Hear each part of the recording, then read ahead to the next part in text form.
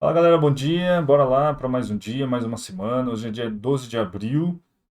Bastante coisa para a gente conversar, mas a gente tem um dia mais tranquilo hoje na segunda-feira. Eu imagino que a gente vai ter um dia mais lateralizado, né? Mas enfim, antes de eu começar a falar um pouquinho sobre os mercados, deixa eu mostrar uma coisa para vocês aqui, ó. A gente está aqui no site do Invest, na capa, ó. Adeus Faria Lima tem uma pergunta. Grandes corretoras miram o mercado fora da rota do eixo Rio-São Paulo. É legal ler um pouquinho, talvez. Será que as grandes corretoras vão sair daqui da Faria Lima e vão para outros polos, né? Não sei. Então, é legal por curiosidade estar lendo isso aí. Mas o que eu queria chamar a atenção aqui em análises, você sempre tem, são opiniões de pessoas, análise de pessoas, não se apeguem a essas coisas, tá? Mas tem muito grafista, muito analista dizendo que o gráfico está mostrando que o nosso dólar aqui no Brasil, né, o real versus o dólar, pode estar mirando aí a casa entre 6 e 6,20. E não, eu não vi uma pessoa só falando, eu estou vendo várias pessoas falando.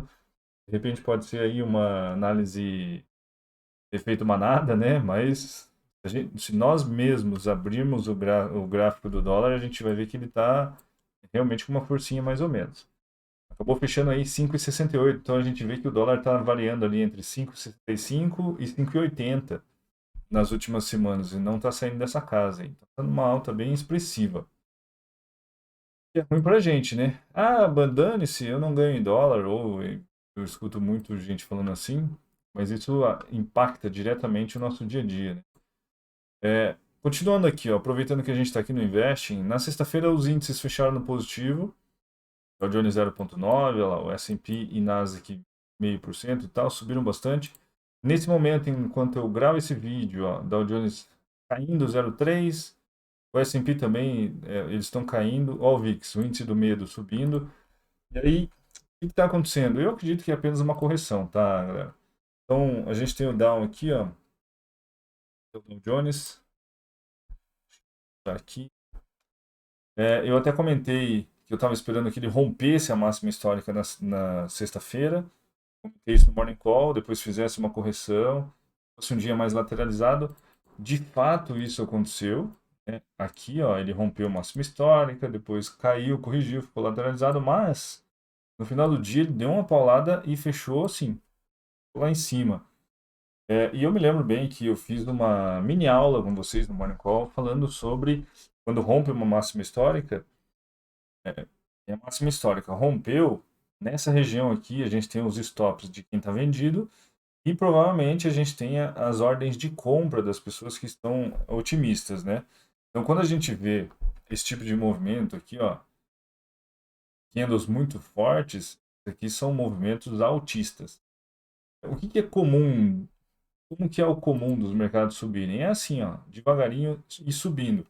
Quando dá grandes pauladas, você tem um deslocamento de preço muito fora do comum. E aí é normal você ver uma correção, né, o preço voltando mais ou menos na região onde ele estava antes de subir, e depois ele continua a sua subida. Isso seria um mercado altista normal. Não estou dizendo que é o caso, né? Se nessa segunda-feira a gente vai ver esse índice subindo aqui, os índices de forma geral. Mas que está tudo meio otimista, tá. Aproveitando que a gente está aqui nos gráficos, ó, o S&P 500 fez o mesmo caminho, né? Rompeu máxima histórica e está fazendo apenas uma correção agora de madrugada. E Nasdaq, um pouco diferente dos outros dois, ele está deixando um sinal gráfico que não está muito a fim de subir, não. Também não estou afirmando que ele não vai voltar a subir, né? Mas aqui a gente tem uma formação, tá iniciando, ó, uma formação de topo duplo, né? O gringo fala muito de topo duplo e o brasileiro fala de M. Eu também não estou dizendo que esse índice aqui vai cair aqui para formar um M, assim. Não estou dizendo isso, mas o Nasdaq está diferente do Dow Jones, do S&P 500 eles estão. Os índices estão bem otimistas. Se a gente olha no ouro aqui, ó, eu não sei se vocês conseguem ver, mas aqui eu tenho um ombro, cabeça, ombro aqui. Não estou dizendo que vai cair tudo isso. Aqui a gente tem ó, um rompimento de uma linha de tendência de alta, feito a correção, ó, rompeu, fez a correção.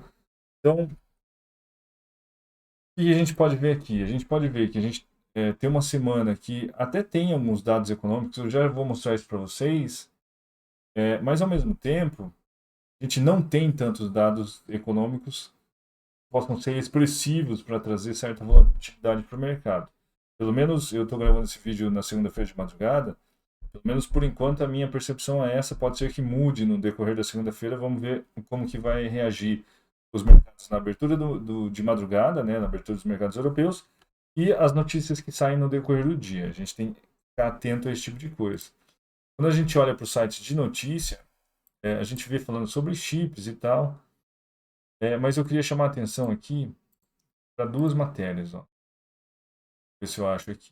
Vocês lembram que na sexta-feira a gente teve um depoimento do Powell, né, o presidente do Banco Central, aqui, e ele reforçou aquilo que foi falado na quarta-feira passada do Comitê de Política Monetária, dizendo que eles vão manter as políticas expansionistas, que não vão subir taxa de juros e tal.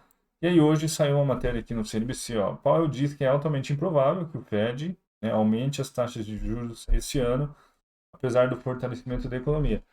E eu devo alertar vocês que o que o Powell fala não se escreve, porque eu já vi ele falar assim, ó, a gente não vai cortar os juros de forma alguma até, sei lá, 2.200, por exemplo. Ele foi bem enfático em dizer assim, ó, não vai ter corte de juros, está tudo tranquilo, e 3 meses depois ele foi lá e cortou quase 2%, zero, agora eu não lembro quando foi. Foi em 2017 e 2018 isso. E aí ele foi cortando gradativamente ali, todos, a cada 2 meses, se eu não me engano, se não me falha a memória, ele foi diminuindo a taxa de juros até chegar aos patamares que está hoje, ali de 0,25. Então, quando você vê uma notícia dessa, assim, ó, entre aspas, que é altamente improvável que o Fed aumente as taxas de juros esse ano, não confie, tá? Não confiem, porque não dá para confiar, não. E aí, olhando outros sites aqui, como o Bloomberg, a gente tem algumas opiniões aqui sobre o yuan digital. Né? Existem necessidade, ó, a gente está ouvindo falar muito, né, do dólar digital, do real digital. Então, hoje aqui no Bloomberg são esse tipo de notícia que a gente tem. Mas eu queria chamar a atenção de vocês para isso aqui. Ó. O Powell diz que a economia está preparada para um crescimento mais forte, apesar do vírus ainda ser um risco. Então, ao mesmo tempo que ele está otimista, ele está cauteloso, né? Dizendo que o vírus, você tem um atraso na vacinação, um atraso assim, não tem a mesma velocidade, a expectativa que eles tinham de vacinação. Apesar dos Estados Unidos estarem bem rápidos, né, na vacinação, eles vão terminar de vacinar toda a população agora. A malha aérea deles lá já está voltando ao normal, estão reservando passagem adoidado. Enfim, a gente vai ter todo aquele consumo reprimido dos últimos meses ou até anos aí, num ano e pouco. Pode ser que a gente tenha agora um boom de gastos nos Estados Unidos. Então, talvez seja por isso que a gente vê ele meio cauteloso, dizendo assim, não vamos baixar a taxa, subir a taxa de juros, apesar da recuperação econômica. Por isso que eu sinto eu fico meio desconfiado, tá? Eu fico meio desconfiado. Então ele fala, aliás, a economia está preparada para um crescimento mais forte, mas o vírus é um risco. Não sei se eles estão esperando alguma mutação, alguma coisa assim, mas, perdoe, o que a gente tem para a segunda-feira são esses tipos de notícias aqui no site. De resto, olhando o calendário econômico, não tem muita coisa para essa segunda. A partir de terça-feira que começa alguns dados econômicos e tal, aqui está bem vazio, segunda-feira. Então eu não acredito que a gente vai ter grande volatilidade na segunda-feira. Beleza? Então acho que era isso. Vamos ficar atento porque a gente está em máximas históricas de novo. Vamos ver se faz uma correção durante a abertura do mercado da madrugada, né, o mercado europeu, e se volta a dar sinais de fundo, né, se volta a dar sinais que vai continuar subindo, de forma mais discreta, justamente por não ter nenhum depoimento, pronunciamento e dados econômicos, para a gente poder ir formando a minha ideia, pelo menos para a semana. Reparem, galera, que tem dia que eu estou bem enfático em dizer assim, ó, hoje para mim é isso, isso, aquilo e ponto. Mas tem dia que eu falo assim, ó, tem que esperar um pouco, tenho que ir juntando as pecinhas do quebra-cabeça ali ainda, justamente para se ter uma ideia de que rumo tomar essa semana. O que eu tô vendo, por enquanto, é que os mercados estão otimistas. Quando a gente fala otimista, seriam índices para cima e de repente um dólar mais fraco. Mas vamos ficar de olho. Beleza? Então, tá aí uma ótima segunda-feira a todos, que a gente tenha uma ótima semana de operações também. Até o próximo vídeo. Um abraço e tchau.